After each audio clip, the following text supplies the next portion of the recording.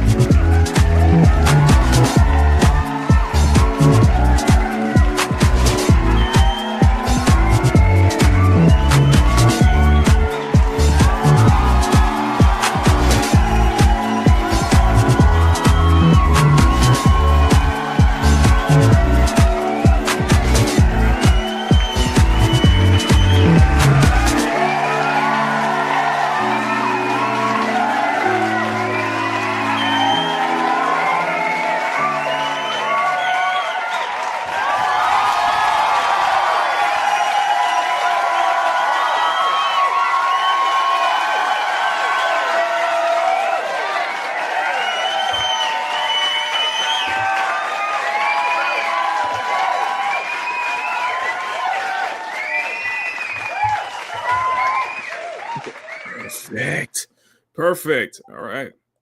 We're ready. I'll explain. Don't worry. I will explain. Good morning, CSF Nation. I am Makini, 90 Summer Illustrator, and welcome you to a brand new week here on Makini in the morning. Of course, this is the week of Juneteenth as well, so I will be off Thursday. We're going to have some fun with that. We're going to have a lot of fun with that. Now, what are we doing today? As you can see here on the left side, covering most of the screen. Okay, I can only shrink this for so long. I can only shrink this for so little. But on the left side of your screen is the girls. Basically, is the Belle Wise and the Belle Trigger and Ellen that I'm working on. So today we're going to be finishing. Today, we're going to try to finish up the grayscales. We're going to try to finish up all the grayscales. We're going to try to finish up all the grayscales, and let's see if we can get to the flats today. Let's see if we can get to the flats today.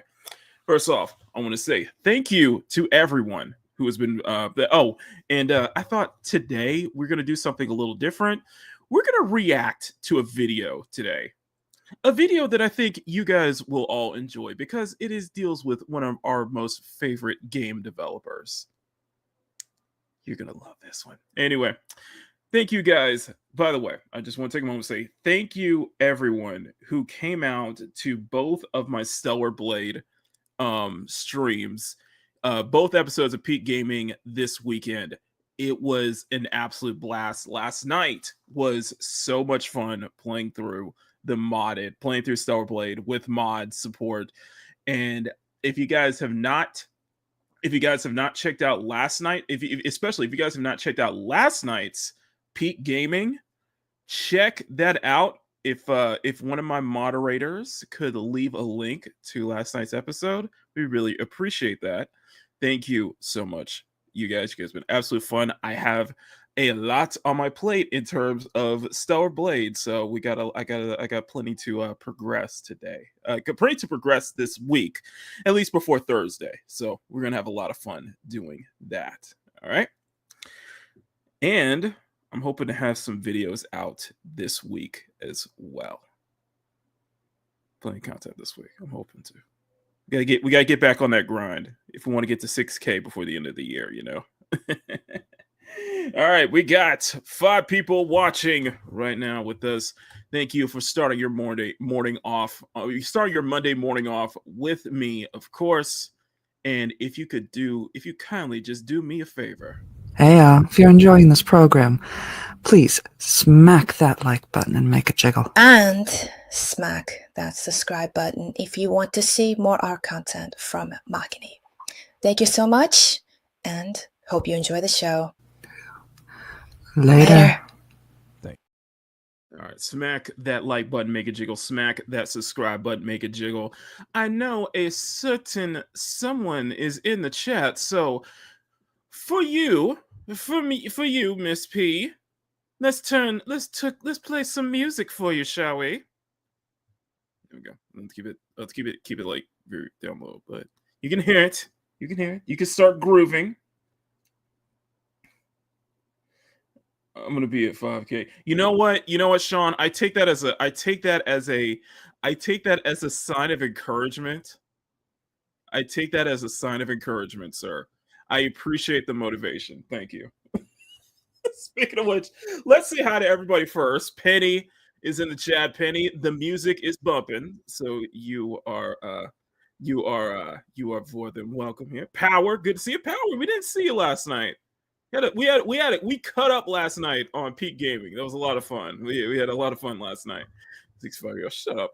Anyway, thank you, Power, for dropping the links to last night's Peak Gaming. That was so much fun, though. So big thank you again, Sean. Thanks for showing up last night. That was a blast here. Hope you enjoyed the playthrough a bit. That was crazy enough.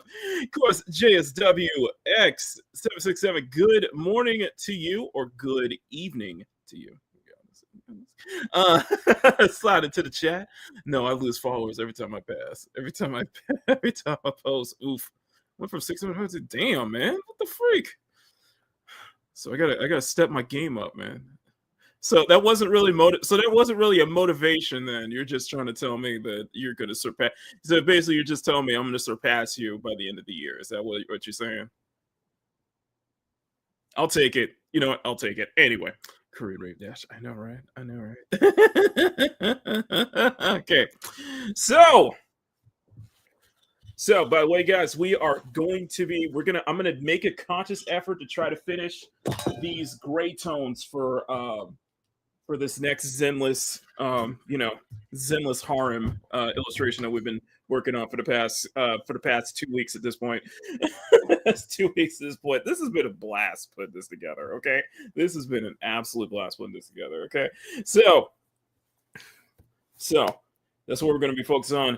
But today, I want to do that while reacting to a video. Now, Eli, I see Eli in the chat. By the way, Eli, hold on, I gotta share this. I gotta share this video with I gotta share this segment with last night. So Eli, if you didn't catch last night's Peak Gaming, this happened. Let me grab this real quick. Let's see. So I just want to share this with Eli real quick, because guess what I got. And this is for $80. This is what happens when you get for $80, like $80, like trying to get the whole thing here. I'm gonna show you this real quick. Yeah. Hang on, just hold it. Hang on, Eli. Hang on, Eli. Just wait. Just wait.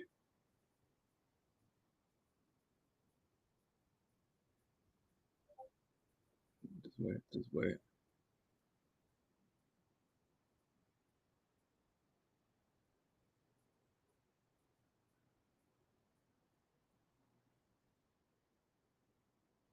Just wait. Just wait.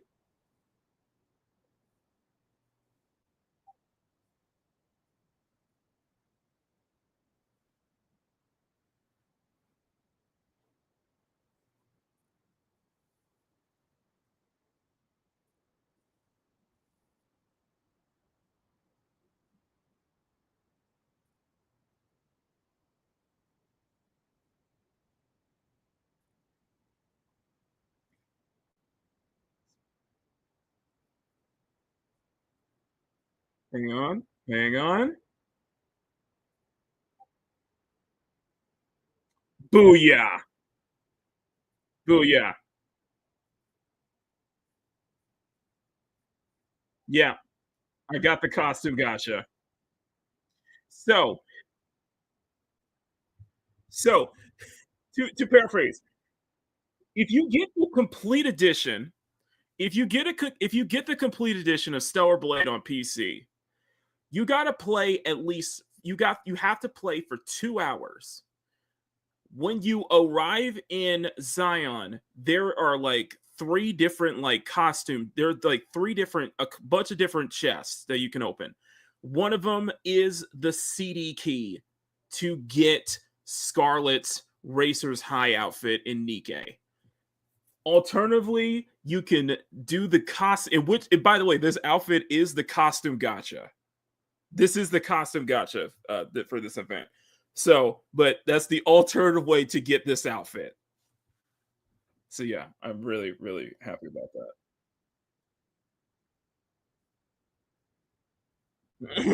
So yes.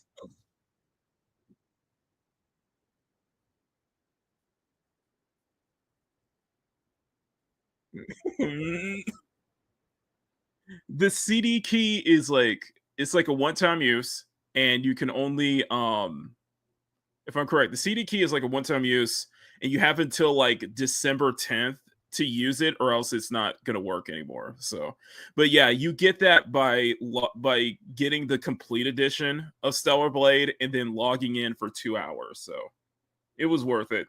It was worth it. It was totally worth it. And Razor's had one of my favorite costumes in the game too. So there you go. All right, I just wanted to share that with you, Eli. So yes, I got the Racer's High outfit. I am, as I told you, I am still waiting. I'm still deciding if I should get the. If I'm still deciding if I should do the whole pass and get the Neuralink suit for Eve. I'm wondering if I should totally. But anyway, we're gonna be on Thursday. On Thursday, because I'm off Juneteenth. What we're gonna do Thursday is we're gonna do another playthrough of the PC version of Stellar Blade. But what we're also gonna do is we're gonna do the story. We're gonna do the event. We're gonna do the crossover event on Thursday. So we'll kind of kill 2 birds with one. We'll do a little double whammy of Stellar Blade and Nikkei on Thursday for Juneteenth. So very looking forward to that. So anyway, I just want to share that with you guys. I want to share that with you, Eli. So yeah, Friday, gotcha. Yeah, so there you go. Anyway, let's go ahead and get started. And what we're going to do today is we're going to do a little reaction video, something a little different today. We're going to react to our favorite game developer. I've had this sitting on the side for. I had this idea. I had this video sitting in the back burner a little bit, and I want to do a full reaction to it. Now, why is Asmongold down below? What's going on? I am your problem. Oh, Asmongold's reacting to something. Okay. Asmongold being Asmongold. Gotta love our Roach King. Anyway, gotta love our Roach King. Anyway, let's go. Base grades. Let me go. Make sure we got the contact grades. Oh my god. I put the contact grades in the same line. Why did I do that? Oh my god, Makini. Why did I do that? Okay, fine. We'll just roll with the punches on this one. So, ladies and gentlemen, are you ready to react? I hope you guys are ready to react, because what we're reacting to is our favorite game developer. This is gonna be fun. This is by Sir W. If anyone wants to if one of my mods could put a link to Sir W's video in the chat, I would greatly appreciate it. Let's begin. The year's 2025 and the gaming world is at war. On one side, the general public, who doesn't get what the big deal is. If there truly are people that are dropping off of the show, they're cowards. They didn't like strong women. They don't like a lesbian. And on the other side, gamers. Well, the attacks on gamers are just beginning. The wokest episode in television history. At the center stands Neil Druckmann. And all I'll say is at the end of the day, you're way less important. And some of you are not important at all. It's laughable. We send it to each other. Yes, we're talking about a lovable favorite game developer, Neil Druckmann. You know, the mastermind behind The Last of Us, the pretentious hack, a talentless hack. So, I just wanted to react to this little breakdown of Neil Druckmann's rise to infamy. Let's put it that way. Rise to infamy. So, this is gonna be so much fun.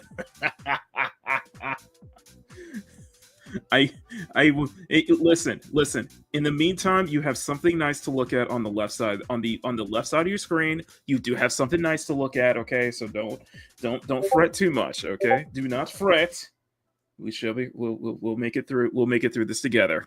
As jokes some of the time. The beta male, the male feminist. A once universally respected visionary, now the most divisive figure in gaming. This is hilarious. I saw this on Reddit.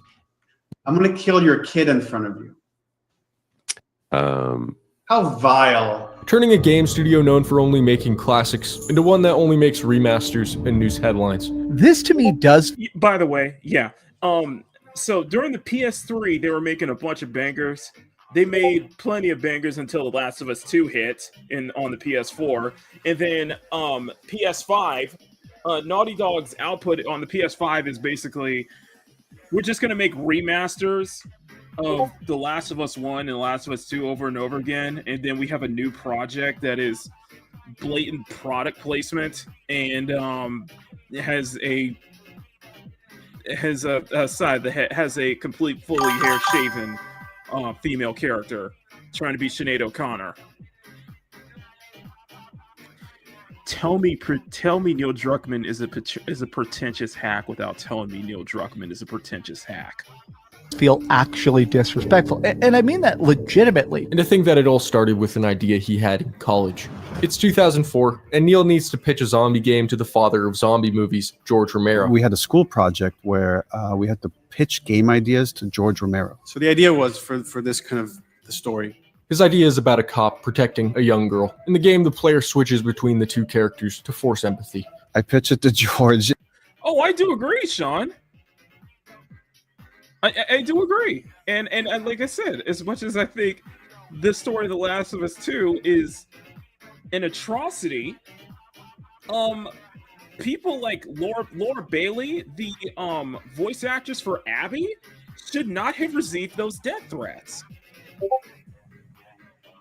And she brought receipts on that one. Nobody should be released. Nobody should have been harassed over that, because in my humble opinion, it neither should Neil or anyone else involved in that game. Let me make that point clear.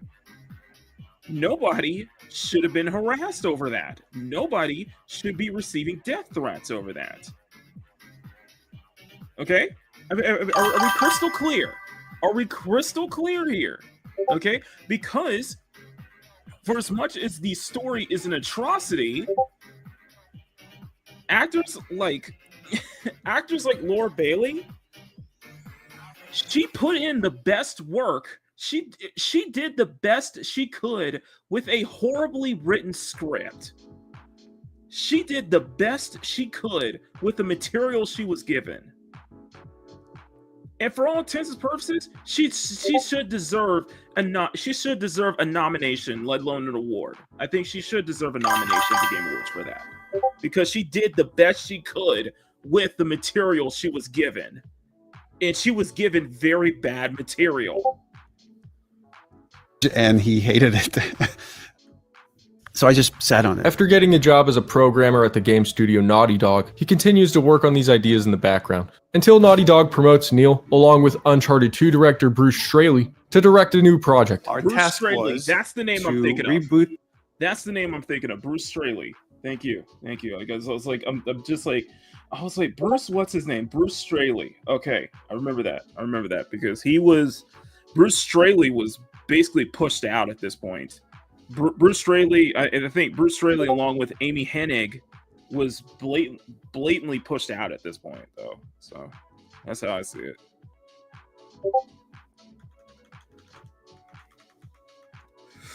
I'm sorry. One second. I gotta try to. There we go. And that's fine. That's fine. Let's do it that way. Let's do it this way. Okay. Sorry. Continue. Oh, all right. And studio Naughty Dog, he continues to work on these ideas in the background until Naughty Dog promotes Neil, along with Uncharted 2 director Bruce Straley, to direct a new project. Our task was to reboot Jak and Daxter. We started to realize that it was not going to do justice to the franchise that the fans had fallen. No, I think in when you look at that piece of concept art, you realize, you know what? People want like a Jak and Daxter to return. People want a new Jak and Daxter. People want a new Sly Cooper. You know, people want another Ratchet and Clank. You know, a lot of these classic PS2 icons, PS1 icons make a return. Not in this generation. Not in this generation. Not in this generation where you're having microtransactions, where everything is so polarizing at this point. I just don't think I don't think giving those characters a proper comeback, and by the way, it won't be the same Naughty Dog anyway.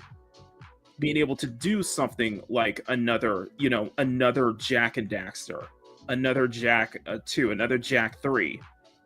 I just don't see that with this current Naughty Dog that we have right now. I can't see another Crash Bandicoot with the current, Naughty Dog or Activision Blizzard. I just can't see it. In love with it would be shifting it so far in a new direction. I'm like, well, I have this thing I've been working on. What if we try to do this? Eventually, this turns into a game based on his zombie idea. The old cop becomes a smuggler named Joel, who's tasked with escorting a girl that's immune to the virus named Ellie across the country to people that are working on a cure. Some of Neil's other pitches include Joel being a hardened criminal seeking redemption, a virus that only infects women. And you found the one girl that it didn't infect, and that was Ellie. And the reason it failed is because it was a misogynistic idea. I'm gonna be clipping. I need to make a clip. I need to make a meme clip of Neil Druckmann's little ode to Anita Sarkeesian at GDC. I need to make that into a clip because that is evergreen. That is so relevant today. That whole thing of him basically simping for Anita Sarkeesian is so relevant now. It's so blatantly irrelevant. Firstly praised as a step forward for video games. Sarah's dead. Don't do the zombie win. By the end of the game, players are empathizing so hard, to the point of it almost feeling traumatic. Could you put your life on the line for me? Could you be the last of us? And the ambiguous ending sparks countless debates online. And so we don't want to come out and say this is what we intend, or this is definitely the answer, because it is open. Suddenly, Neil gets universally praised as a storytelling genius. It sticks in your mind even deeper on one level than a great work of literature or a cinematic masterpiece to some extent. But their success comes with consequences. In 2014, right in the middle of production on Uncharted 4, Amy Hennig, one of the key creative forces behind Uncharted, leaves Naughty Dog under controversial circumstances. It was very upsetting. Amy had been replaced. I don't know whether this is public knowledge or not, but that was not her choice. It was the company's choice. At the same time, Neil gets promoted to fill Amy's spot and reworks everything. Is it tough for you? So Amy, first off, the Last of Us, the first game is a cinematic masterpiece. I think it is a masterpiece in storytelling. But that wasn't all Neil. He had people kind of like with Lucas with the original trilogy. Neil had people to ring him in, to not let him completely off the leash, to give him some direction when it came to the first Last of Us. Without that, you get you without Neil not having somebody ring him in, he just becomes wild with power. He becomes very arrogant with power. And you get slop like The Last of Us 2, which felt like a backstab to a lot of longtime fans of the first game, and then you're getting what and this is your next project. This is what Neil is. This is what happens when you don't give your sometimes it's better to have a creator, a visionary, have somebody to ring them in, because if you don't, you're gonna get stuff like this. Just saying. To go into the set and work with Neil Druckmann, or you just have to be professional and try and leave your opinions and resentments outside. Yeah. The development crunch is so brutal that nearly 70% of designers quit after shipping due to creative burnout. Among them, Bruce Straley, Neil's creative partner and filter for his darker impulses, is gone. As Neil rises in the ranks, he grows more comfortable with confrontation. After getting some backlash for including LGBT content in The Last of Us DLC, he takes to Twitter. For each one of these bigoted and sad posts, I get thousands of positive ones from amazing fans. Some might say arguing on the internet is unprofessional, and it could leave you vulnerable to having your personal information stolen. That's why you should be using Surfshark, the sponsor of this video. It keeps your online data for his darker impulses, is gone. As Neil rises in the ranks, he grows more comfortable with confrontation. After getting some backlash for including LGBT content in The Last of Us DLC, he takes to Twitter. For each one of these bigoted and sad posts, I get thousands of positive ones from amazing fans. Some might say, be kind. No. Play that again. For his darker impulses, is gone. As Neil get thousands of for each one of these bigoted and sad posts, I get thousands of positive ones from amazing fans. Both kinds inspire greater diversity in our games.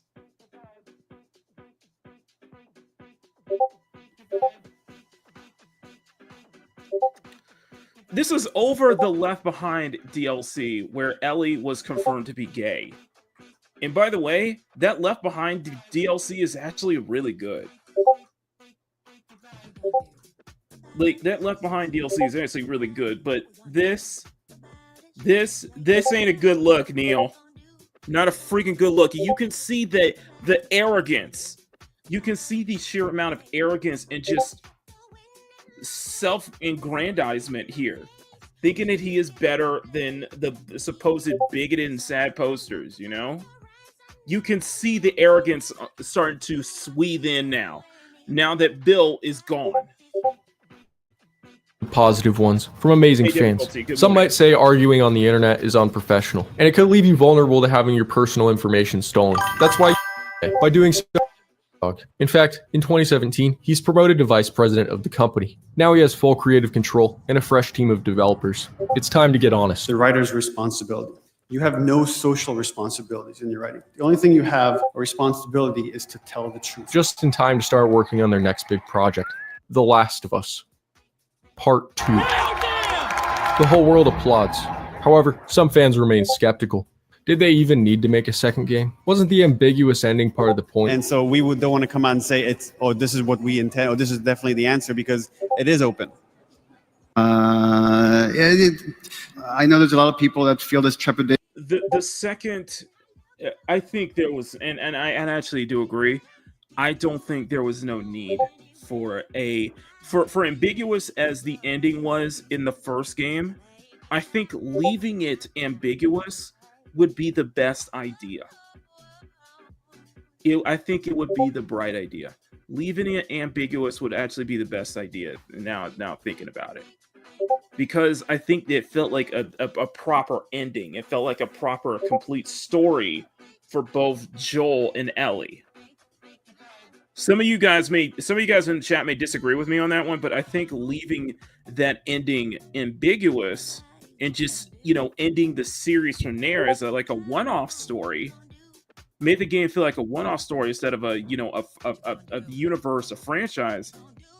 I think that would have been a better decision in the long run. I think it would have been a much better decision in the long run. But this is one of those cases where Neil can't help himself. Okay? He cannot help himself.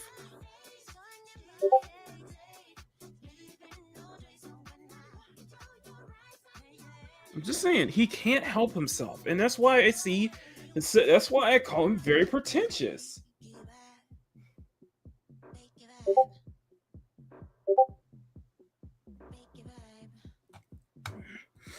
Lucky Nico says it's today's generation who focused on nepotism, empathy, and postmodern identity politics. They are the things that what screwed us gamers.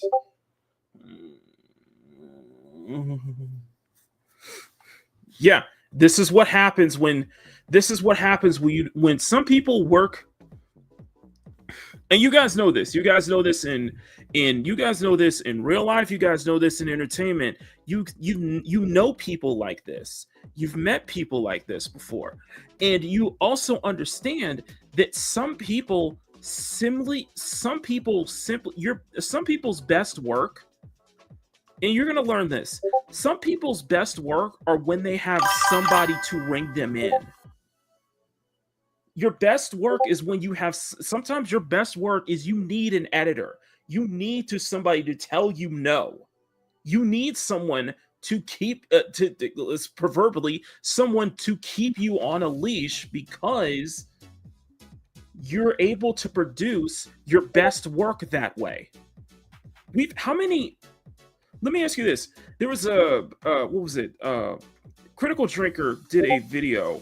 Critical Drinker did a little video on the one of the biggest financial, like the highest budget film that was a huge financial disaster, and it was this 80s film called Heaven's Gate, and it was made by an acclaimed director who was not given any sort of like limiter, basically not given a sort of limiter because he had such a huge budget and constantly made changes and such like that the film became one of the highest budget films in history, and also one of the biggest failures in cinema history as well.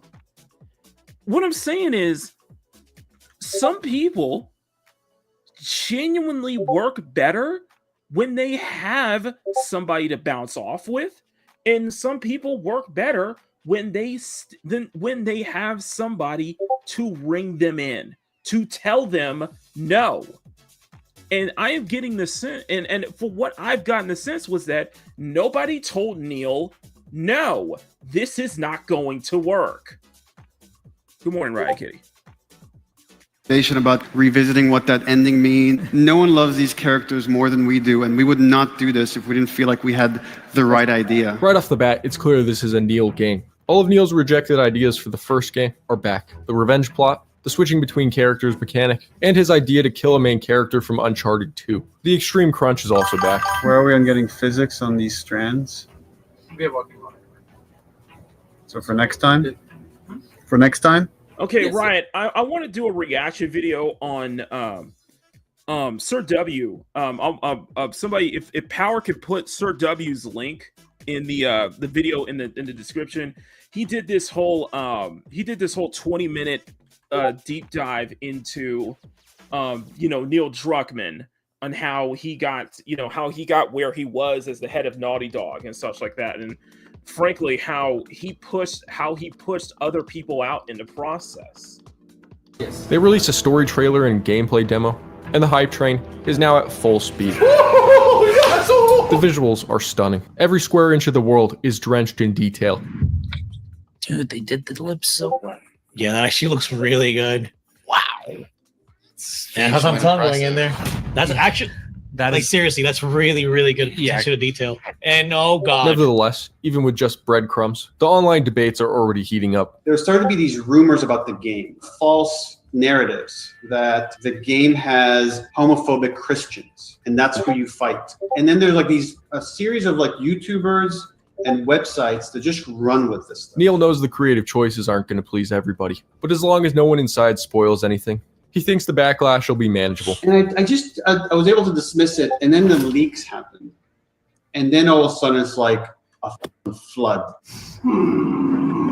With only a couple months until the game's release, someone leaks the biggest spoiler in the game, Joel's death scene in full, plus the fact that you play as his killer for around half of the game. The YouTube video gets taken down at around 1,000 views, but that's enough. Neil braces for impact. Just want to say on behalf of everyone at Naughty Dog, a lot of you have sent us very sweet, encouraging messages along that time that have been really helpful. We make this thing. And you know for a fact that he is lying. You can tell when he was making that message that he is lying to you, that those leaks were true. Those leaks were true. They were all true. And I'm not gonna and you guys probably know the story. You've had YouTubers like Heels versus Babyface you've had Ryan and Jeremy of Geeks and Gamers. You've had Jeremy, the Quarter Pounder, just all these guys were hit with false DMCA takedowns, not for spoiling. Some were hitting with false DMCA takedowns for spoilers, but you had people like Jeremy, people like Ryan, like hit with false DMCA strikes just for criticizing the game, just for criticizing the store, for making fun of it. If you guys remember, Jeremy of Geeks and Gamers, he had his Twitter account he was completely banned off of Twitter over a Scott Steiner meme, making fun of Abby in The Last of Us 2, and he was banned off the platform because these people were so petty. These people were so freaking petty. There were so many false claims, and by the way, it was false claims that they were working with Sony as well. It was called Muso TNT Limited. Look that up, guys. That was a whole thing before The Last of Us 2's launch, and you knew that was a negative sign that what was about to happen. That was the lowest point in my life. If the leaks are true, this game can kiss my ass. The destruction of several characters that people are very attached to. And those voices jumped on Joel dying and the fact that you played Joel's killer. And then the fact that they said that Joel's killer is transgender. If you think that game could be spoiled by a couple screenshots, really? No matter what you've seen. Sorry to break this to you, Troy. You're a great VA, by the way. Sorry to break this to you, Troy, but those screenshots were real. Those screenshots were real, and everybody was not happy. A lot of players were not happy with how Joel was killed off. And those leaks are freaking real. I've said this before, and I'll say this again. My problem isn't with Joel dying in The Last of Us 2. My problem is how they handled it. The fact that you kill him, the fact that you're forced to play as this killer, and you're forced to sympathize with his killer is what got me. I think that's what kind of pissed me off about the second game. I'm like this is atrocious. And to go out of your way, to make this this whole message about revenge not being a good thing. We can't have revenge is not good. Screw off. Just screw right off, Cockman. Seriously. Anyway, continue. Let's continue. Seen or heard after you hear them, you're not going to want to pick up this game. Or read, nothing compares to playing this thing from beginning to end. Joke throughout production would say is the downfall of Naughty Dog. This is it. This is the downfall. This game is the downfall of Naughty Dog. What? Game releases in June. There were multiple, and I repeat, there were I think it was multiple. There were already. I remember seeing a lot of I remember seeing a couple of documentary videos, some documentary videos on the downfall of Naughty Dog before The Last of Us 2 dropped. So, like, to those YouTubers who kind of made those videos back then talking about Naughty Dog's downfall, they were on the money. They were completely on the money. They knew what was going to happen. And I think a lot of people knew with the way that Neil was handling, and Neil, the team, were handling those leaks, that, yeah, those leaks were true, and we're about to brace for impact, as they said. 2020, and within hours of the game's release, hundreds of negative reviews start flooding the game's page. Naughty Dog just went full The Last Jedi on this one. Considering the game is supposed to be 20 to 30 hours long, the number of negative reviews raises some eyebrows. In response, some people even publish research articles dedicated to proving it's a coordinated attack. Sony starts allegedly taking down hundreds of reviews, attacking gamers again, which, who's surprised? It's kind of funny that they'll delete the negative ones, right? But they won't delete the positive. This guy's really salty that the game didn't go the way he wanted. Metacritic also implements a 72-hour waiting period for future reviews. Attacks are coming at Neil from all sides, but rather than letting it pass over, Neil goes full off. Yeah, so basically when the game was, quote unquote review bombed, Metacritic implemented that 72-hour policy, kind of similar to what we saw with Rotten Tomatoes and Captain Marvel. Never mind. But Sony started deleting negative reviews and only keeping up the positive reviews. It is so blatant what was going on. Like we saw this full time. We saw this in real time back in 2020. We saw that all of this in real time back in 2020. It is relevant now. How much you want to bet?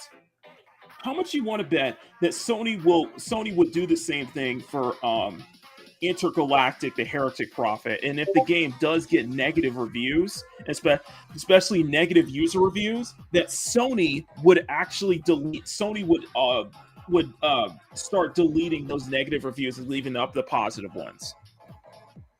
It would be very telling, wouldn't it? It would just be Last of Us 2 all over again. Good morning, Emerald. Good morning, Jay. We're reacting to the I want to react to this Neil Druckmann video because I found it very, very interesting. In the meantime, I'm going to try to finish up these graytones for this drawing of Belle, Ellen, and Trigger. So. And all I'll say is at the end of the day, to all our critics, we listen to that stuff and we digest a lot of it, but you're way less important. And some of you are not important at all when you're kind of shout and threaten and doing all that stuff. It's laughable. We send it to each other as jokes some of the time. Look, I get it. So Neil was downplaying. Not only was he downplaying the negative comments, but he was insulting the negative audience as well. This is what I said when, he is so arrogant. He has such a superiority complex, and it's just downright pretentious. It is blatantly pretentious. And the only thing you look at it, you're just like, okay, clearly, like the way that clearly Bill Pullman and Amy Hennig was pushed aside. In that Neil just drunk with power. Neil was drunk with power. This is his studio. He's the creator now. He runs the show. So it gives him carte blanche to basically do whatever the hell he wants at this point.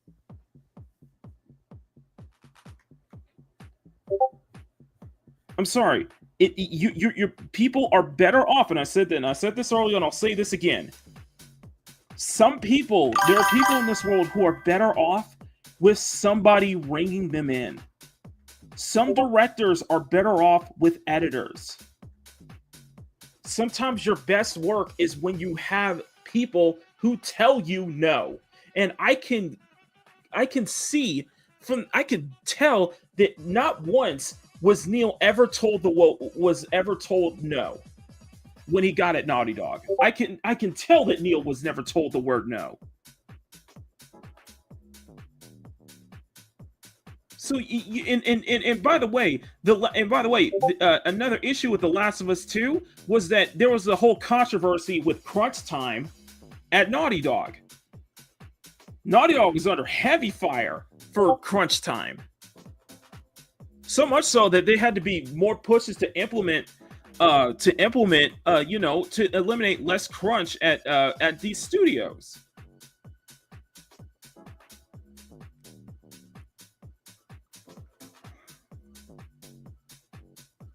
Okay. Sorry, I'm just continuing. I should probably take this advice since May 2 start making new projects. I heard Kojima's the same way. Yeah, Kojima's the same way. It's just some people can't. What I'm saying is, not everybody can produce their best work when taken off the leash. Not everybody can produce their best work when taken off the leash. Not everybody can be Kojima. Not everybody can do what not everybody can be. Some people work better with a team with them. Some people produce their best work when they're bouncing off of a partner, when they're bouncing off ideas. Some people work better, some people have their best work with an editor. When you have people to tell them, no, this isn't going to work.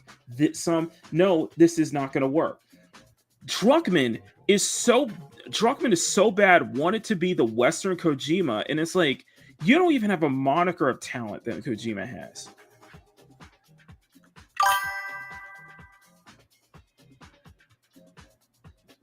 Like, I get that now, like, Kojima is basically a film director. Kojima is basically a film director, though, he's basically kind of that, film director mentality and such like that. And my thing is that I've heard nothing but good things about Death Stranding. It's just, I take one look at Death Stranding and I'm just like, I don't get it. I don't get it. I don't know what the heck is going on. I am very confused. I'm like, okay. I mean, that's an auteur. It's clearly an auteur, it's clearly from an auteur, and I clearly don't get the context here. So, but you know what? I've heard it's a good game. I heard it doesn't stab people in the back. It's just, for me, I'm just like, what the heck is going on? So, but whatever. It's just, I think that. Also, I think that I think that with The Last of Us, for as much as The Last of Us is a cinematic, it's a masterpiece in video game storytelling, and I stand by that.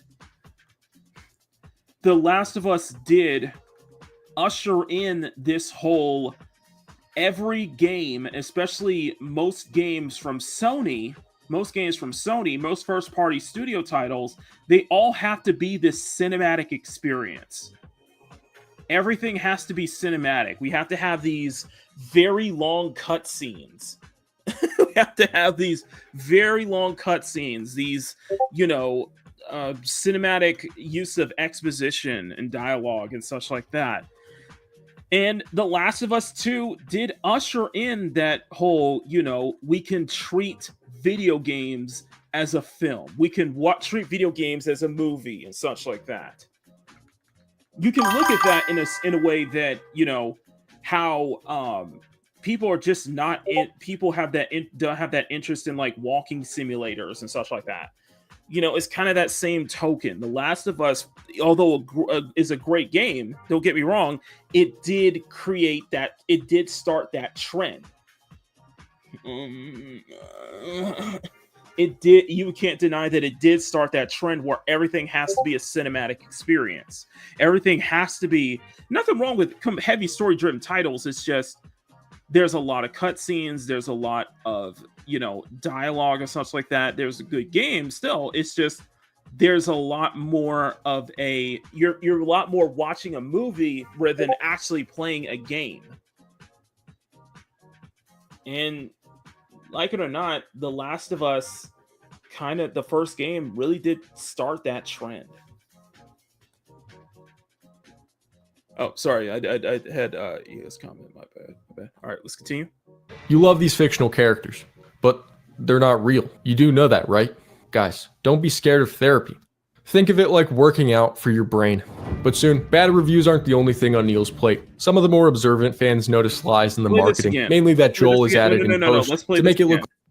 We send it to each other as jokes some of the time. Look, I get it. You love these fictional characters, but they're not real. You do know that, right? Guys, don't be scared of therapy. Think of it like working out for your brain. But soon, bad reviews are. Off topic, but Neil, we can throw that same, what you just said there, we can throw that right back at you when it comes to fictional characters. Oh, but it's of a sexualized, it's a fictional character. Oh, but this is of a child, it's a fictional character. Mental health is like a workout for your brain. See, that works both ways, doesn't it, Neil? Aren't the only thing on Neil's plate. Some of the more observant fans notice lies in the marketing, mainly that Joel is added in post to make it look like he's a bigger part of the game. They also make him look different. I don't know why they would do that.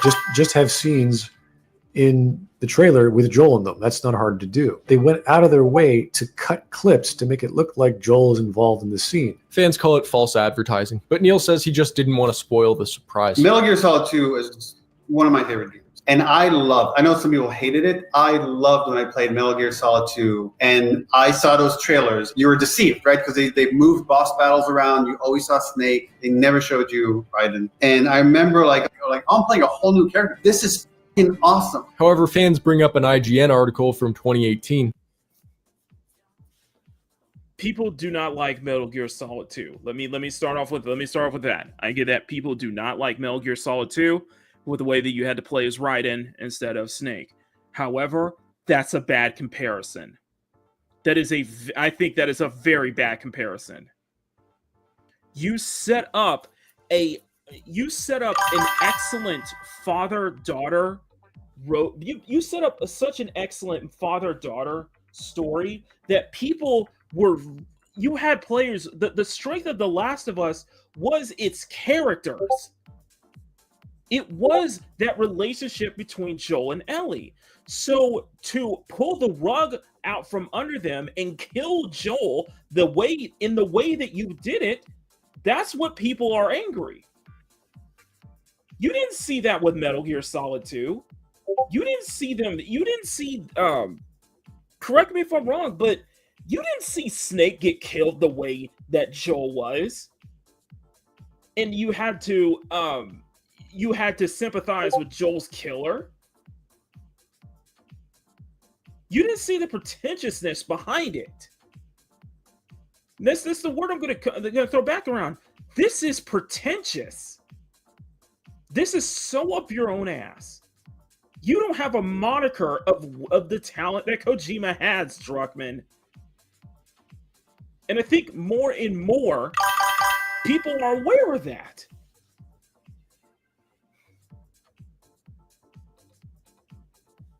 Also, Neil, did you know that we didn't care about most of your yeah, and here's the other thing. How many self-inserts were in MGS2?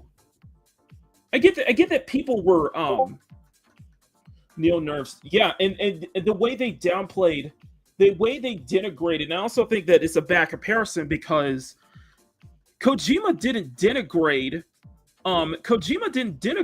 Solid Snake just to replace Raven that way, because, well, Metal Gear Solid 3 happened, and that was all Snake. It like people didn't come to like Raiden.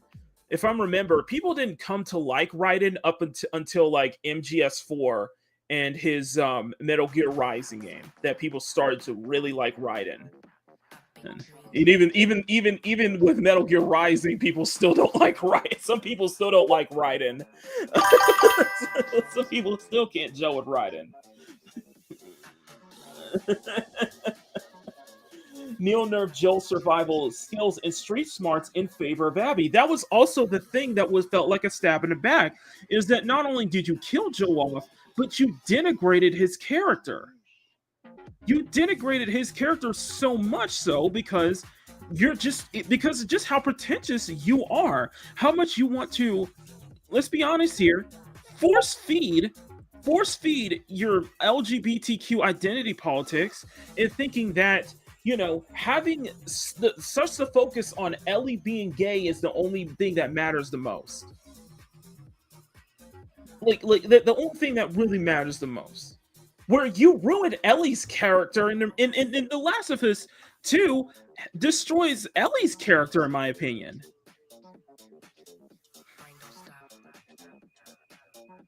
She was a surrogate daughter for Joel. And it wasn't until that Joel being killed off that she had some actual amount of sympathy. God, don't bring up that whole bigot sandwich, man. Like, fuck off with that. I really did not like how and we saw the same thing with the season 2 of the TV show. On just how it seemed that Bella just didn't give a shit about Joel. And she was just eternally mad at him for, you know, not for saving her life. Because it probably knew damn well that even if they were to find a cure, even if Fireflies were able to find a cure by dissecting Ellie, what would have cost? What would have cost, basically? In my opinion, Joel was in the right. Neil, you can change this story all you want to and say, oh, Joel was in retcon it, say Joel was completely in the right. No, Joel was in the right. Joel had every right to save Ellie. And I didn't like that with the sequel, we didn't get much of Ellie, like, understanding why. And it feels like Joel should have, and I do feel like that Joel really should have explained it, should have told her straight up. And I think that would have made Ellie even much more sympathetic, even Ellie much more great. I think that we would have gelled more with Ellie's revenge plot if she was much more sympathetic, if she actually showed that she gave a damn about Joel before he was killed off.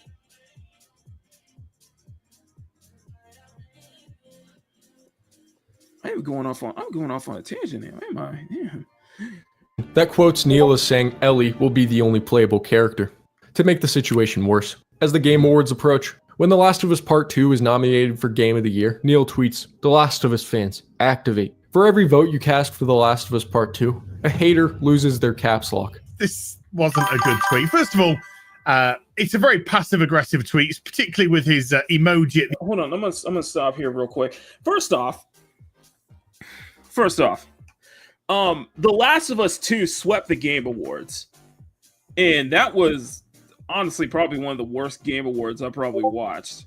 And at least, listen, you probably shouldn't take the Game Awards seriously anyway, but you shouldn't take Jeff Keighley's overbloated award show seriously anyway. But the fact of the matter is, The Last of Us 2 swept the Game Awards in every category, but people got ass mad that Ghost of Tsushima won Player's Choice and not Last of Us 2. Because Ghost of Tsushima is a superior game. Because Ghost of Tsushima didn't stab people in the back the way The Last of Us 2 did. Ghost of Tsushima was actually made with respect and not somebody's fever dream. Somebody's self-insert fever dream. Self-insert bad fan fiction. The Last of Us 2 was. Just remind you guys with the first Ghost of Tsushima, the game was so well made that Sucker Punch are now the official ambassadors, our official tourist ambassadors for the island of Tsushima. And people were mad. People were so up their own. People were so pissed off about Sucker Punch, an American studio, doing creating a Japanese, creating a feudal Japan, a Japanese title, and being 100% authentic to their culture, 100% authentic to their 100% authentic to the knowledge of the culture, but 100% authentic to Japanese history. Something that Ubisoft failed to do.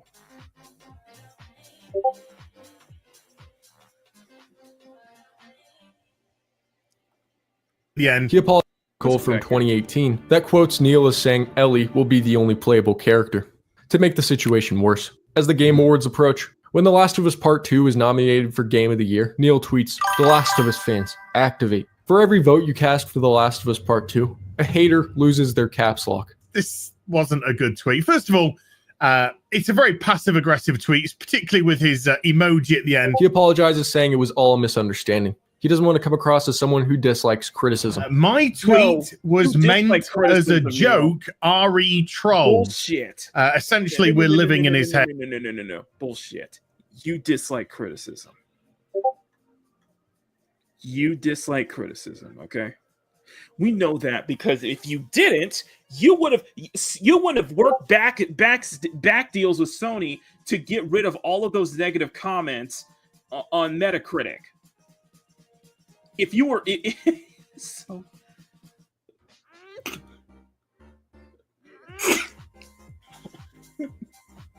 this freaking industry, man. This industry is corrupt, man. Especially on a AAA scale. This industry is corrupt. Like, there's too much corruption, man.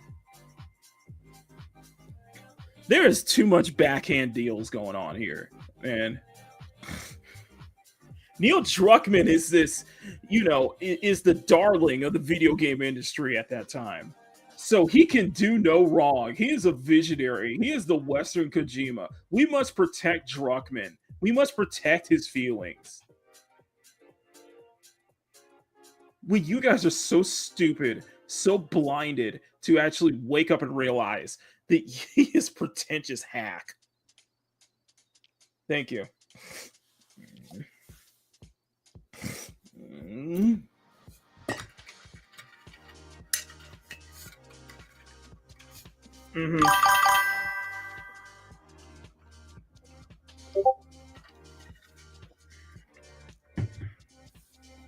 I had to take a swig of water real quick because that's what I was trying to say here. That's what I was trying to say. Like, Neil does not like the criticism. Neil doesn't like it when audience push back. Neil doesn't like it when fans push back.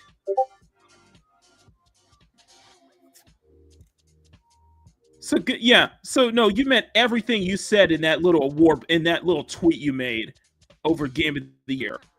Piss off. The Last of Us Part 2. A hater loses their caps lock. This wasn't a good tweet. First of all, it's a very passive-aggressive tweet, particularly with his emoji at the end. He apologizes, saying it was all a misunderstanding. He doesn't want to come across as someone who dislikes criticism. My tweet was meant as a joke, RE trolls.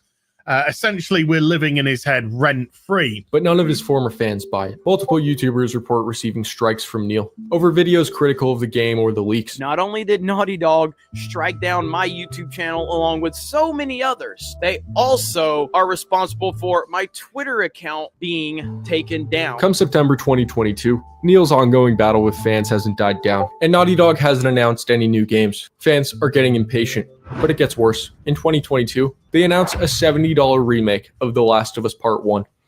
$70? For a remake of a $20 game that's already been remastered. Well, at least it's coming to PC. Hopefully the port is okay. Oh boy. Players booted up, and it's Joel in blackface? What the freak? Come back! Come back! Go back! Go back! Go back! $70? For a remake of a $20 game that's already been remastered. Well, at least it's coming to PC. Hopefully the port is okay.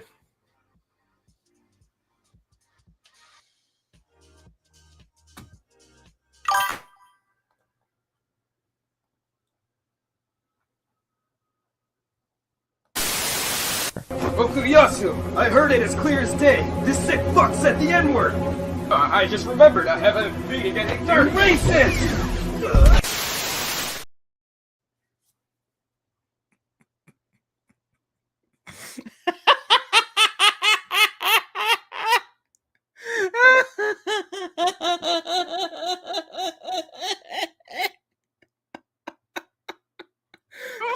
My leg!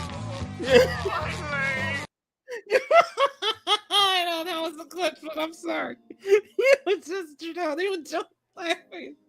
Bruh! Bruh!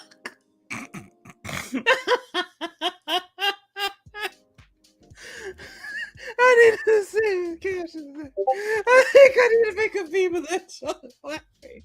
Oh, this is so funny.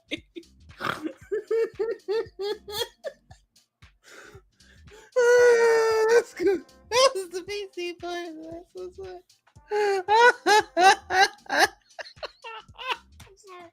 Okay, I'm done. I can continue. Oh boy, players booted up, and it's well, after over an hour of waiting for it to build shaders, frame rate issues on the most high-end computers, textures not loading properly, and cutscenes where all the characters are wet. How does this one even work? If you plan on buying The Last of Us 1 remake, you're an idiot. You don't deserve to call yourself. Why would you buy a remake of a game that was already remastered? The game that was already remastered. The same thing for The Last of Us 2 remake, remaster. I'm like, the game was already okay. Let me say something with The Last of Us 2 remaster. There was no need to make a remaster. The game, when it was launched, was already optimized for the PS5. So what was the point? What was the point of making a remaster? Just what? You can add a roguelike survival mode into it? You could probably just pass that as an update. Like, there was no need for a Last of Us 2 remaster. There was no need for a Horizon Zero Dawn remaster when the game was already well optimized on current gen hardware. This is just greed. And to charge $70, to charge $70 for a remake, Sony. You guys are up your own ass, man. You're just so up your own ass. Yourself a gamer or ever play video games again. In fact, you don't even deserve to peek at a video game ever again. And quite frankly, I hope your hands cramp up. After 2 years, this is it. Sales disappoint. Critics call it unnecessary, and the goodwill in Neil's haters all but evaporates. Druckmann became an egomaniac after The Last of Us and lost his sense of humility. Fast forward a year, and things aren't looking much better. In terms of games, You make it sound like Neil had any ounce of humility was to begin with. I like how you make it sound like Neil had any moment of humility of humbleness to begin with. I don't think this is what Neil's always been. Neil's always been this. I believe that Neil's always been this arrogant. He has always been this arrogant. It's just he, with the help of Bill Poland and Amy Hennig, created a masterpiece that propped him as the darling of the video game industry at that time. And just when you put him off the leash, his arrogance shows on display. His pretentiousness shows on display. You can tell that he is so into himself, so self-indulgent too.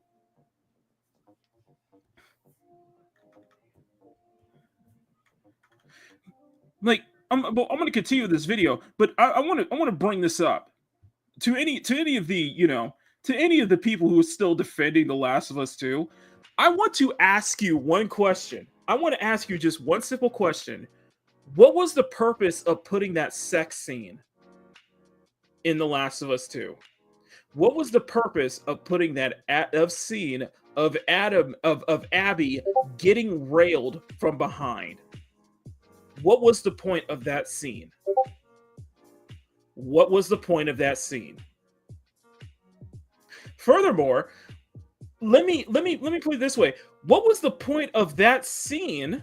Why was the purpose of that sex scene when you lambast Stellar Blade as a Gooner Game of the Year? I'm making a video on that this week. When the quote-unquote Gooner Game of the Year has 0 sex scenes whatsoever.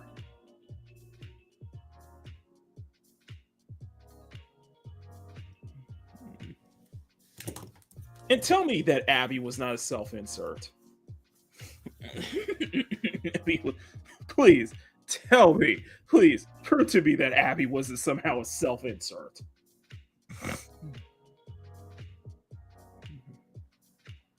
That Abby wasn't a fetish character. Look at no, yeah, that's a good point. When you want to lambast all of these, big jiggly waifu gacha games as gooner bait and shit like that, but yet those big jiggly waifu gacha games have less sex scenes than the games that you promote, the games that you cheer for, such as Abby's sex scene in The Last of Us 2, such as the bear scene in Baldur's Gate 3. Such as the more intimate scenes in previous Dragon Age and Mass Effect titles. And yet you want to label us as gooners and not being able to send to heaven just because we mod Stellar Blade. You understand how much Stellar Blade is that effective how a game like that is so much of a threat in this industry right now? That I think we need more games like Stellar Blade. I think we need more Stellar Blades in the world. Please. I mean, please, come on. Enlighten me. Okay? Enlighten me. Please enlighten me your justification for this, and then you get ass mad over Eve being pretty in Stellar Blade. Enlighten me.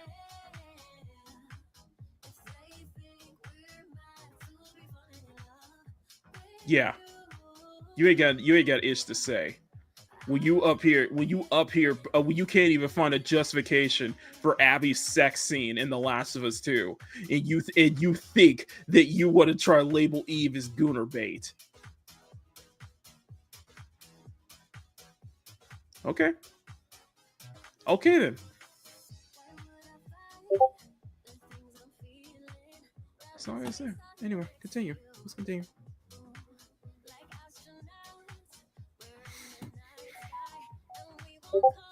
Just remasters. But Neil feels good. He's been promoted to head of Naughty Dog, and HBO launches The Last of Us TV series. Before it's released, Neil announces major changes to the story, with no input from Bruce Straley as far as anyone knows. For example, the Bill sequence works very well in the game because you're fighting the infected with Bill. I think if we had adapted that exactly as is for the show, maybe a thrilling episode, but dramatically would have been a lot less interesting than where we've ended up, which we changed it quite a bit. His ex-fans are primed to hate it, but in the end, it's actually pretty good. In fact, HBO says it's one of their most popular shows that year.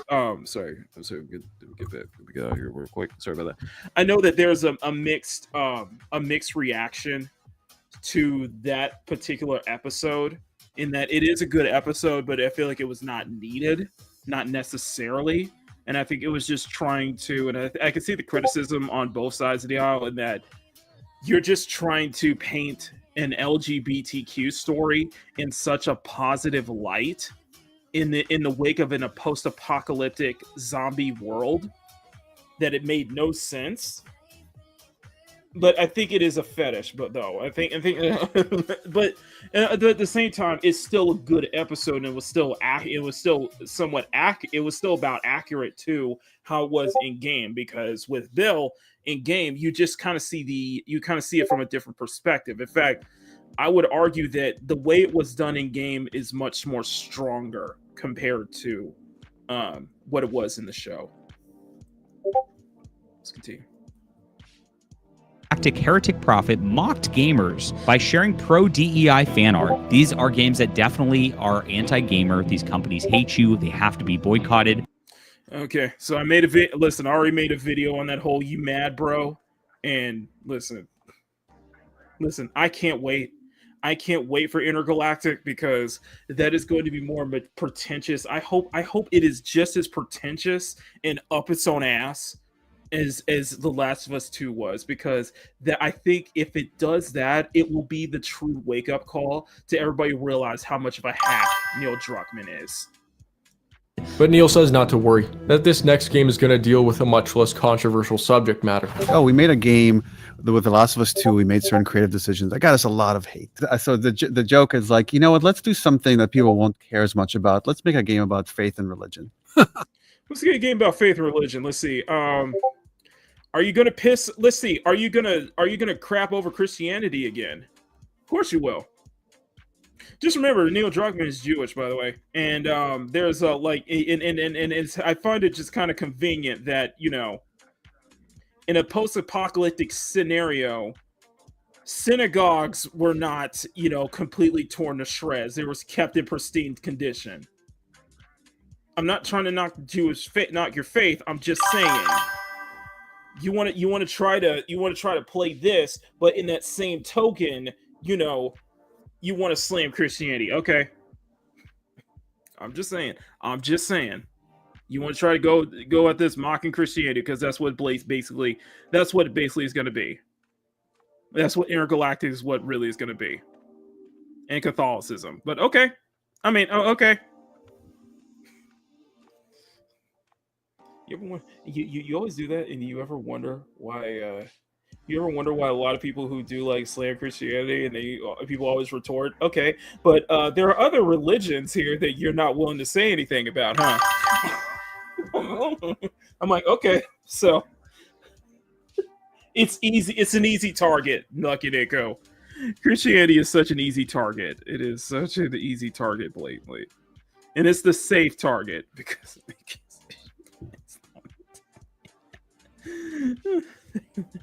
it's the Abrahamic, you know, secular religion that's okay to make fun of. So Whether it's any good or not, we've yet to see, but it's clear Neil's not taking his foot off the brake anytime soon. Of course not. Nope, he is not taking his foot off the brake at all. So I can't wait, because I hope it leads into a full-on car crash. I hope that it goes straight into a full-on car crash, okay? Oh man. Anyway, so that was Sir W. That was Sir W, guys. Go and check that video out. Go and check that channel out. That was really I wanted to just kind of go off on that a little bit. Thought that'd be fun, you know. Okay, let's continue. He ain't making fun of me. He ain't making fun of me. He can play with his afterlife if he wants. Sean said it best, man. Sean said it best, man. In the end, it's on you, man. It's on you. You ain't got nobody else. You ain't got nobody else but you, man. When your time comes, man. $100 for Makini play Intergalactic. How about $1,000 and I'll consider it. But otherwise, no, get out of here, Riot. No, Riot. No. Also, I find it funny. Also, the funny thing about Riot is that I was I sketched this a day before everybody saw the leaks of Belle and Wise's summer outfits in Zenless, and I'm like, man, was I accurate or not? I feel like I was accurate. I was like, dang, I think I was kind of on the money, so I might just recolor this. I'll probably just recolor when I color this. I'll probably just color this to match the summer outfits in Zenless.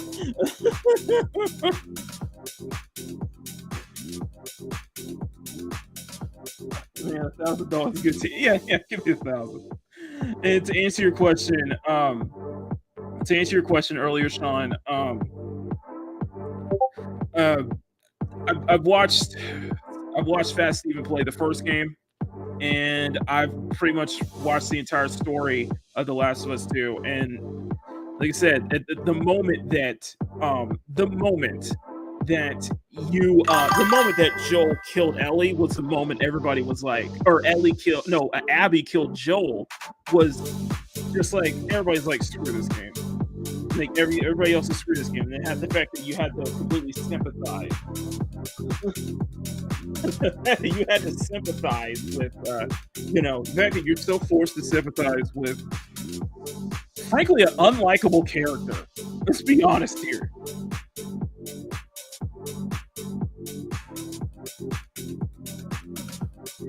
You know what? We were right. You know what? People were right. People were right. We warned you. People warned you, basically. This was exactly what was going to happen. People were thinking that by the time season 2 of The Last of Us, they were going to, course correct and make some changes to make it so that, Joel doesn't get killed off, at least not immediately. But no, they went through with it. He gets killed off. He gets Tiger Woods in the Tiger Woods in the second episode.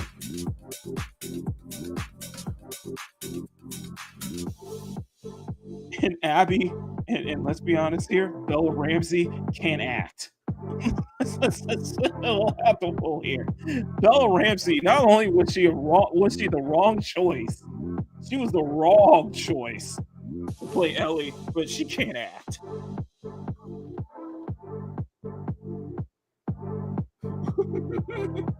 She can't act.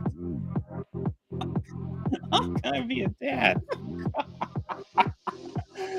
Oh, that line's gonna be infamous. And I'm like, really? Whoever the actress for Dina was, and I'm like, you gotta play off this chick. You gotta play off this broad. I'm like, you can't act. You ain't got the right face. You ain't got the right face either. I'm like, I'm so sorry. Dad, I'm like, excuse me. When Dina's had a train on her. Dina's had a train on her all over Jackson at this point. So we don't even know. So even if Jesse turns out to be the father, she was already bonking. She was already bonking pretty much every other guy in Jackson. So. I mean, like the whole thing with Dina, is like straight up like in the film, in the show. It's like this is the definition of love bombing. Like it is straight up love bombing and emotional manipulation at this point. It's like I'm not really sympathizing with Dina's character either. And Dina's like one of the best characters in the show. And season. I can't really sympathize with her that much. I'm just trying to be good. I'll say it for you then. I'll say it for you then, Sean. I'll take the hit. I'll make the sacrifice. I'm sorry, but she can't act. And that face just ain't what. That face just don't scream Ellie. I'm sorry. I'm so bad for Bella Ramsey. That poor girl's gonna have it rough. I'm just saying. The messed up part, though, the funny part, I'm like, bro, the actress that you have playing Abby, which apparently The Last of Us 2 is going to be stretched into 5 seasons, basically, stretched into 4 seasons. We're supposed to have another season dedicated from Abby's perspective, but the actress that you have playing Abby should have been Ellie. She should have been Ellie, and it's the whole, we can't find a female actress that has the same build as Abby in game. Whose fault was that? Whose fault was that?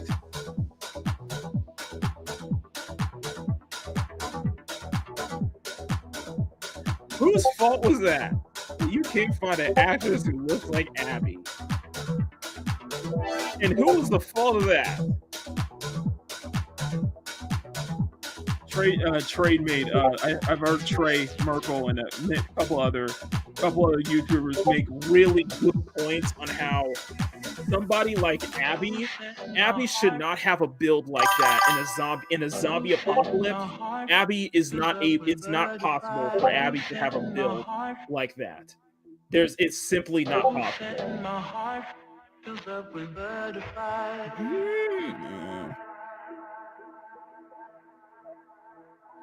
And I was like, people like in like trade, people were like bringing up how like you would have to find time to work out like at least extensive workouts at least 2 to 3 times a day, 2 to 3 times a day, like 3 to 4 times a day, and you would have to consume. How would you be able to consume over 5,000 calories a day in a zombie apocalypse?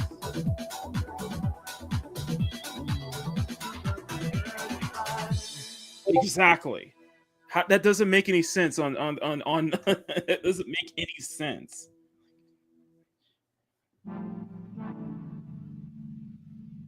I think some of the best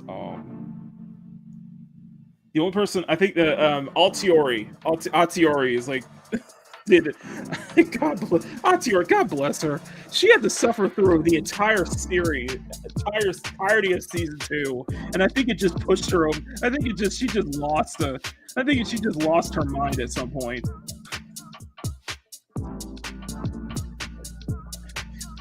She just freaking lost her mind at some point because it's just like.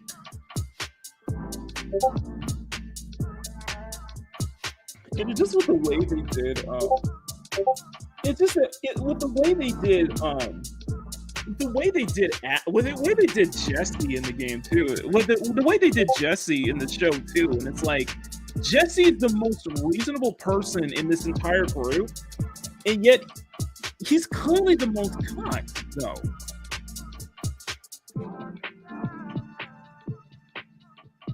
You know, when you think about it, it's like Jesse's the most reasonable person. Yeah, but he is completely getting pushed, but he's a complete pushover. I was like, well, yeah, that way, but yeah, he's a complete pushover, and he's the most reasonable person so far.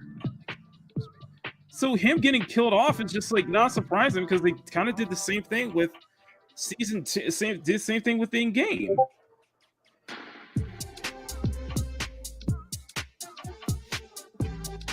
Honestly, they ruined just the way they ruined Ellie's character in the show too. They just ruined it. They just ruined Ellie's character. They ruined that significance that Joel and Ellie have. You know, they ruined that relationship.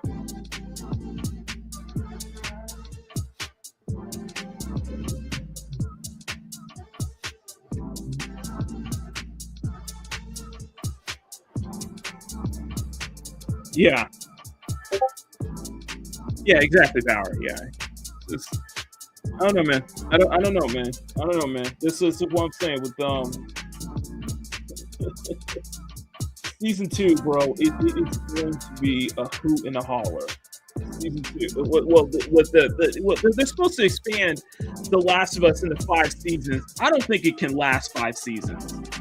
I just don't think so.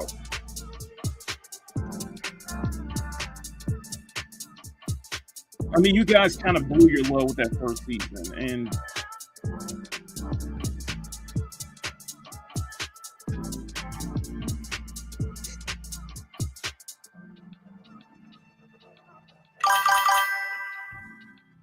man, that's good stuff. I guess I'm getting some really good material right now for my video later.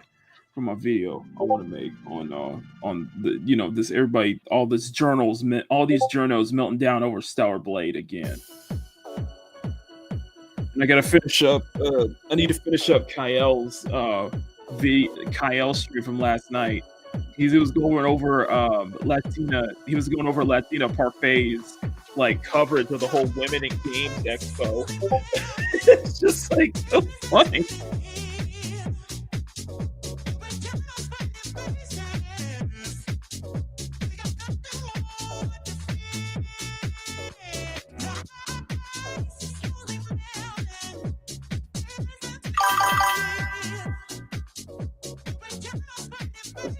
The video. Oh, the Latina Parfait's Women in Games video. That's crazy.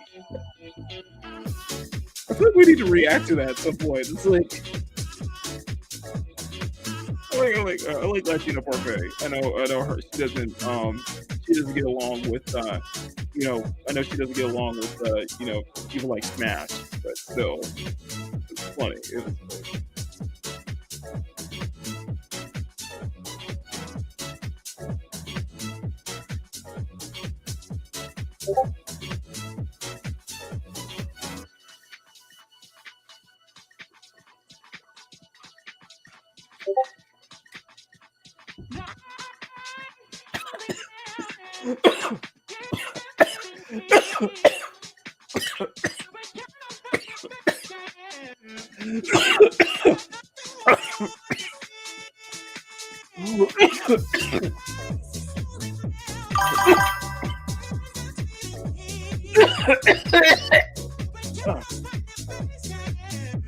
Oh. Sorry. Water came down the wrong pipe. Water down the wrong pipe.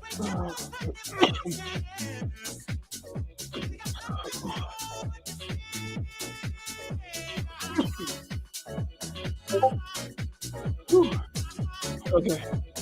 Yeah, water went down the wrong pipe. Sorry about that.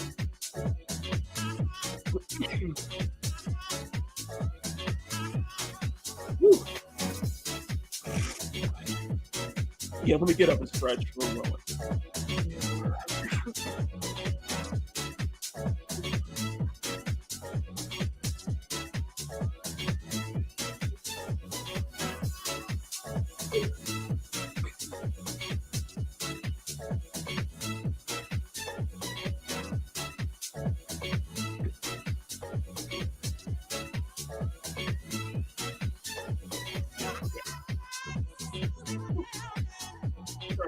Sorry about that. Yeah.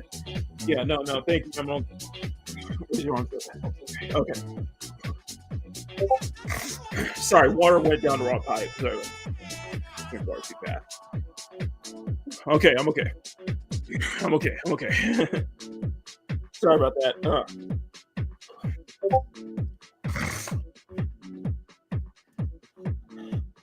Okay.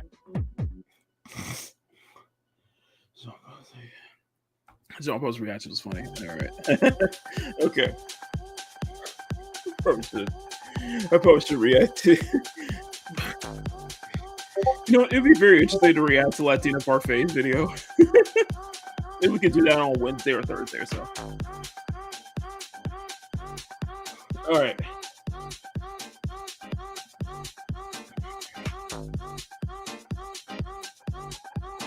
I like Wonder Star's art style.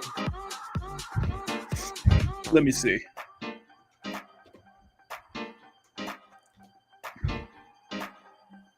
Oh.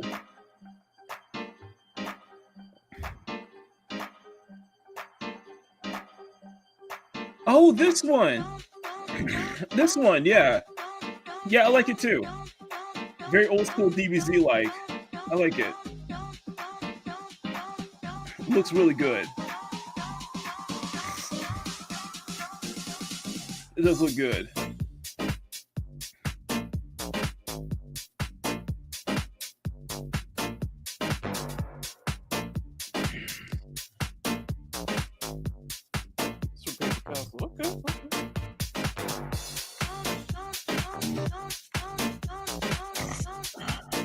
Okay. I'm good, y'all. I'm good.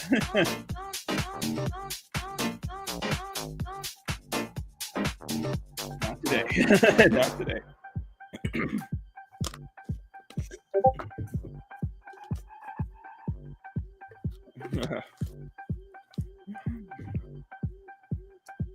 Okay.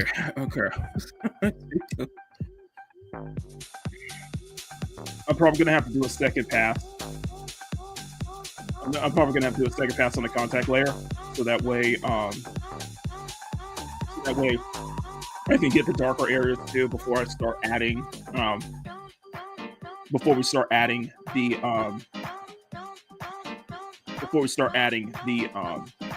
adding the flat colors, which I'll do on the train today.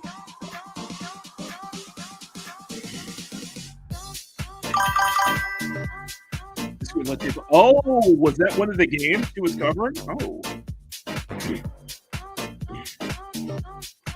You know what? Let's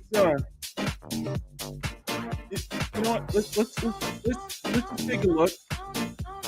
And if it's something that you guys want me to talk about,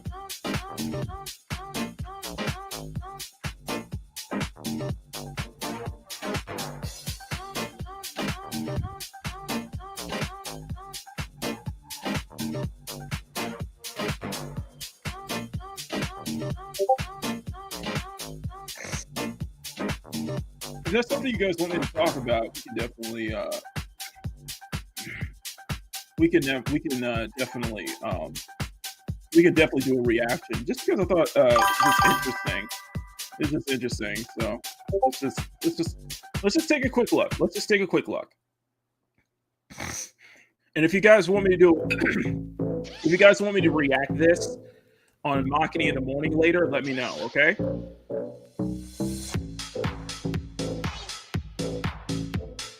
So we'll just take. I just want to take a quick look, and then we'll see if that's something that you guys will work. Put ones or twos in the chat if you guys want me to react to this later this week.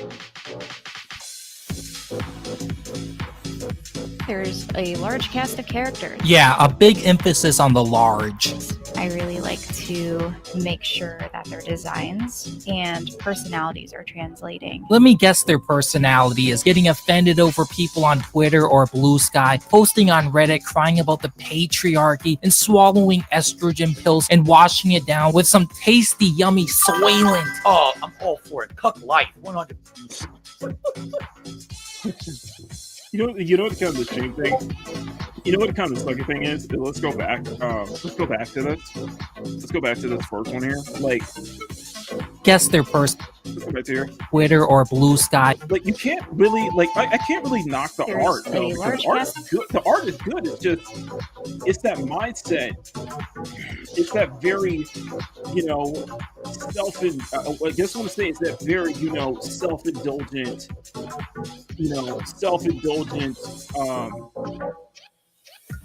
pretentious. Well, I shouldn't say pretentious, but it's just that very Tumblr-like mentality behind it, though. Like not wanting to make, not wanting to almost like finding new ways to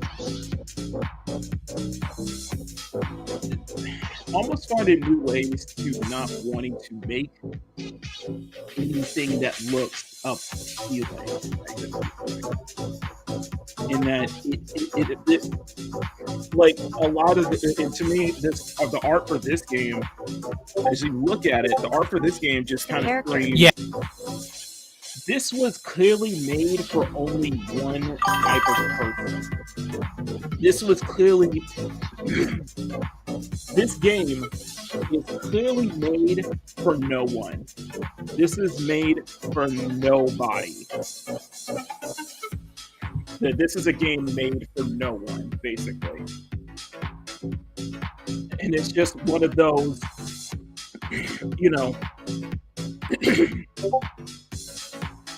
it's just one of those games like Validate.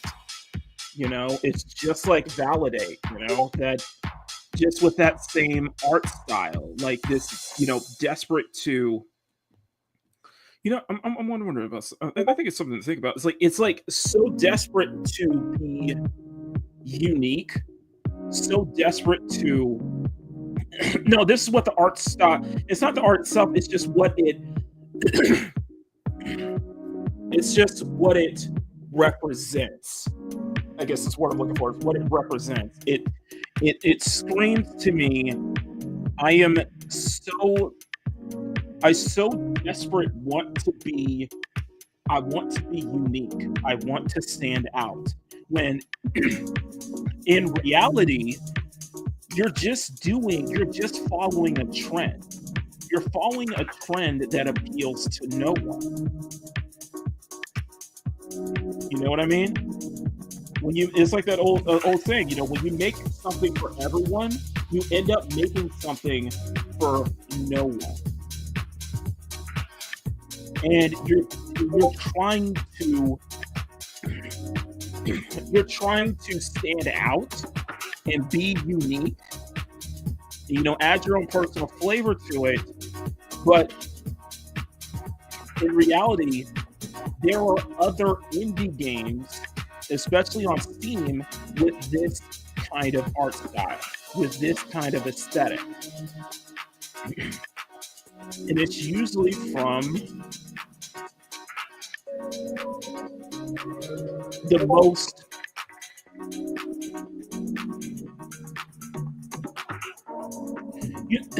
You know, we have that whole. You know how we coined that term? You know how Red coined that term, Twitter freak? You know, sensitive people on social media, Twitter freaks, people who are terminally online. This is that same. I think this is that same mindset. I think this is that same mindset, just this time on Blue Sky. So I don't know if I could coin a term like Blue Sky, like, you know, Tumblrinas, like Blue Sky, people who are terminally online who rage out at a lot of ish on Blue Sky because they hate, you know, they hate Twitter, they hate Elon and such like that. That's what I'm getting at. That's what it's conveying to me. You know what I mean? Yeah, a big emphasis on the large.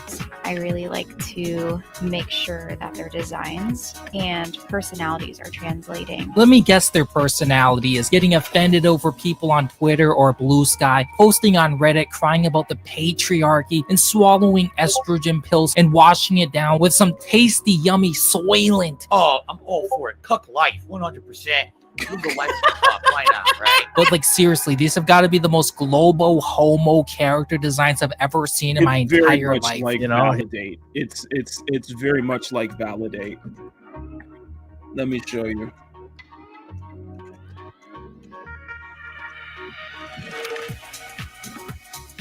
It's very much like Validate.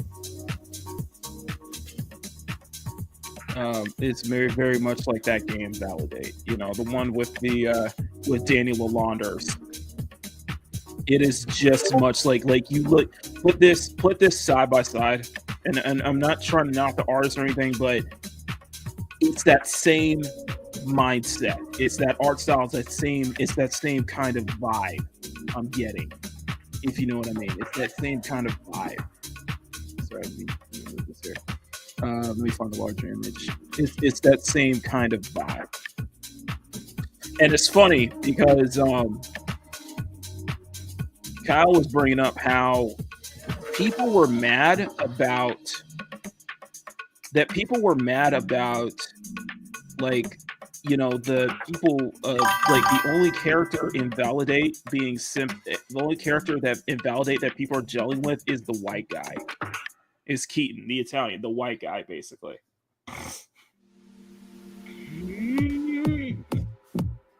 Blue Sky Butterflies, but it's that same mindset. It's that same mindset that I see. It's just like it's no different.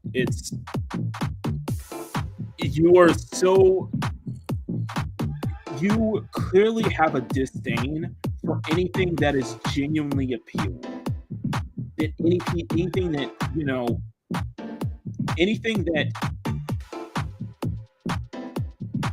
let's be honest here, it's a disdain for anything that would appeal to heterosexuals, that would appeal to cis people, like straight people like me. You know? That's what I'm getting off at. That's what I'm getting from. It's just that you have that disdain that you want to find.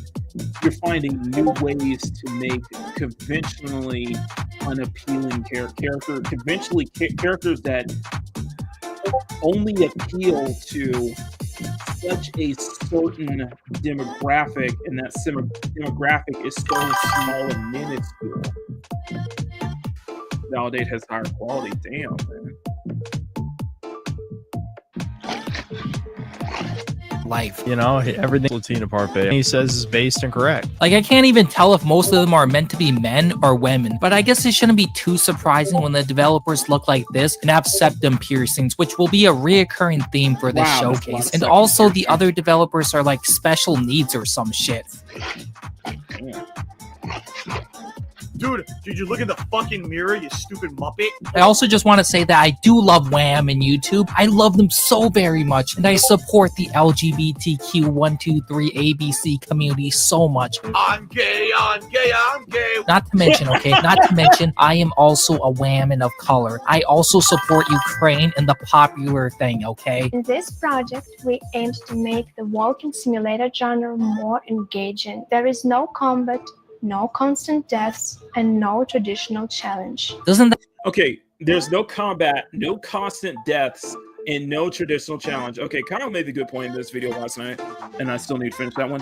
And we're gonna wrap this up. But women women generally they do like cozy games. Like most women do like cozy games. Don't get me wrong. Cozy games are very appealing to women for the most part. However, I think we can all unanimously agree that cozy games still have that challenge.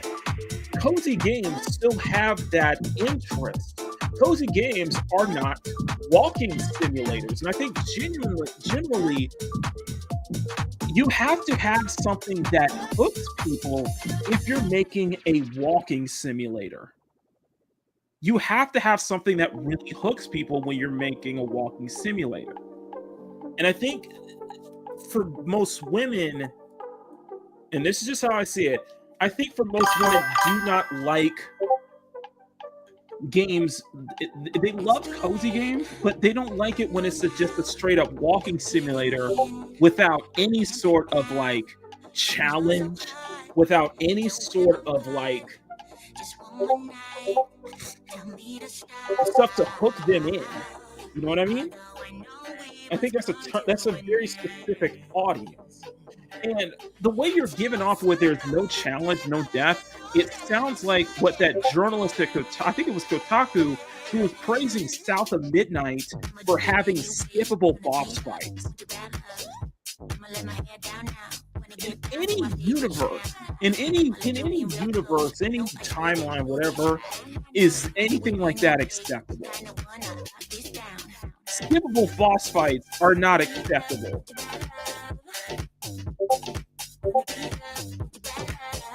People want to complain about, talk about Elden Rings, games like From Software's difficulty curves and such like that. But no, if you're praising skippable boss fights, then it just loses that challenge. You lose that challenge. You're losing that challenge. You're losing an anchor, something to hook you and to want you to keep playing. You could at least add puzzles. Yeah, that's the thing with cozy games. You can at least add challenging puzzles.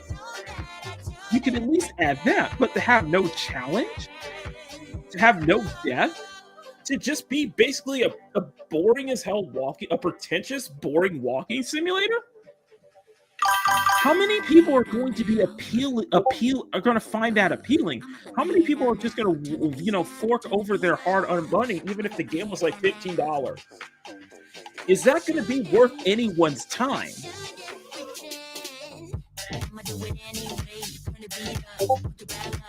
Yeah, even Power Wash Simulator has a lot of. Even Power Wash Simulator has plenty of challenge.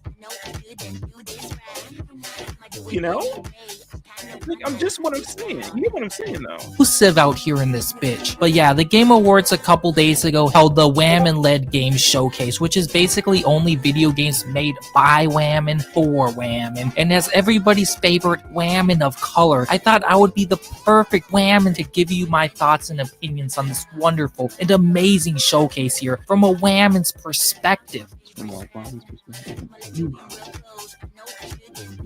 not knocking anybody. I'm just saying it though. I think that's I just think that's the wrong way to go. I think that this is.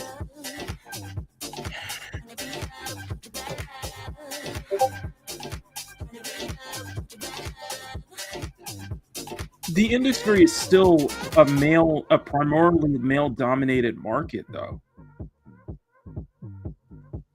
And I think in some ways, and I think every game has a right to exist. Every game has a right to thrive. Every game has a right to find that success. And when you don't find that success, there could be a couple of factors in that hand. Is your game, does it have that general appealing? Is there substance to it? And I feel like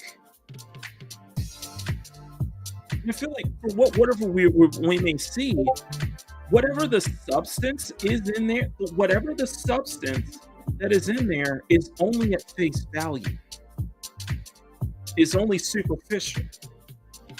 Yes, that's what I'm looking for. It's very superficial. I think a lot of this is superficial. A lot of what we may see is superficial. So, but I'm going to leave it up to you guys because I got to get ready for work. I'm going to leave it up to you guys. 1s or 2s in the chat if you guys want me to actually react to this. If you guys want me to react to Latina Parfait's video. 1s or 2s in the chat. If you guys want me to, we'll definitely, I can do that on a Wednesday or Thursday stream. If not, then just press 2. What I'm going to do for you guys though is I'm going to put, if you guys want to watch the full video to Latina Parfait, it is in the chat. So if you guys want to check that out in full, 1 is for yes. Yes, 1 is for yes. If you guys want me to react to this in a later, maybe later this week. Dimit saying 1, JSW saying 1, Jay saying 1, Emerald saying 1. Okay, so you guys want, okay, so maybe let's do that. Let's do that on Wednesday. Let's do that on Wednesday. We'll set that for Wednesday morning. Let's do Wednesday morning. We will react to that video. I think that'll be interesting. Meantime, I still got to watch Kyle's stream last night. Official guys still stream last night. Okay, so we didn't get far. Unfortunately, we didn't get far. I was hoping I would finish all of the grayscale on these today, but not this time. So I will be finishing the grayscales later on today on my turn to work. On the ride to work, I'll finish the grayscales, and then we'll start. And then I'll if I have some time today, I'm gonna start on the flats. Start on the flat colors and stuff like that. So, anyway, thank you guys so much. Smack that like button, make it jiggle. Smack that subscribe button, make it jiggle. Let me know in the comments who do you want to see next in this whole little train that we got with the girls. So it's with the girls. Oh yeah, coming on to live. It's gonna be fun because I've never drawn Trigger, Belle, or Ellen before. Oh no, I've drawn Ellen before, so it'll be interesting to kind of give it full color this time. I think I got a good idea. Anyway, smack like button, make it jiggle. Subscribe button, make it jiggle. Thank you to all my channel members. The list has been updated. We're gonna have some really good stuff. Thursday is Juneteenth, so I will be off. So we'll do a peak gaming for DK and Stellar Blade and good stuff. And I'm hoping to have a Stellar Blade video this week, plus some art, plus some speed painting videos this week as well. You guys have been amazing. Love y'all, and I thank all of you for watching. Makini, the Art Illustrator. We'll see y'all next time for another video. So until then, stay sexy. Wanting to attract a woman in your media, especially in your video games. And above all else, never stop drawing. Have a great rest of your Monday. I will try to get. Stay tuned to the community tab.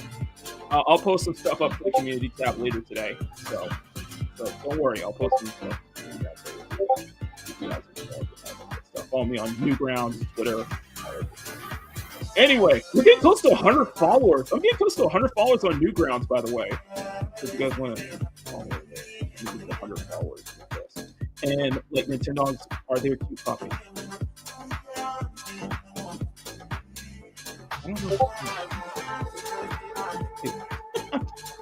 I love y'all. Peace. Cute, sexy, and fun. And that is definitely the best way to describe our channel members too.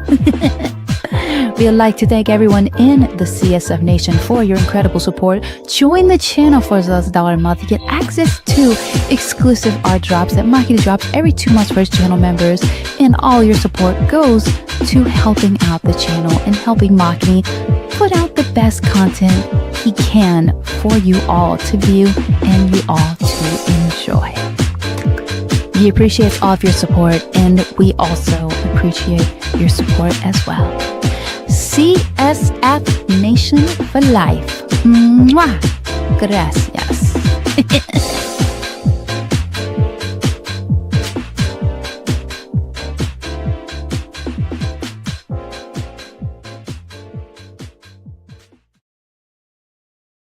Thank you for tuning in to Makini in the Morning and getting your morning started off on the right foot with us. If you enjoy this program, please smack that like button and make a jiggle. Share the show out to everyone you know. Tell your friends, tell your family, tell everyone.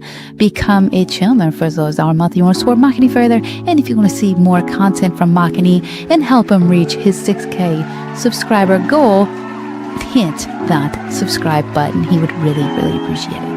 I am Marisa Tali, producer and weather girl for this very program, and we all wish you a wonderful, wonderful rest of your day. Stay safe out there. We will see you all next time here on Makini in the Morning. Mwah!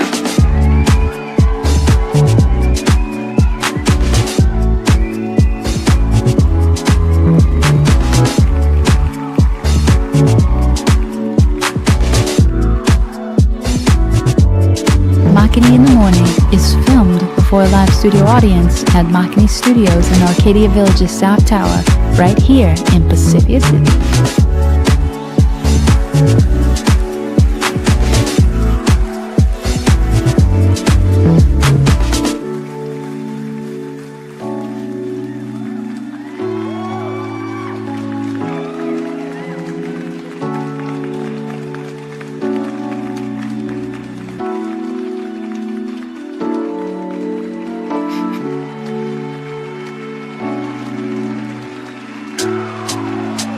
We know that you guys love waking up with us here on Makini in the Morning, but if you would like to actually be in the live taping of Makini in the Morning, all you have to do is visit youtube.com/Makini90 or call 765-9077 toll free for free tickets. We would love to see you here in the audience for our next Makini in the Morning live show.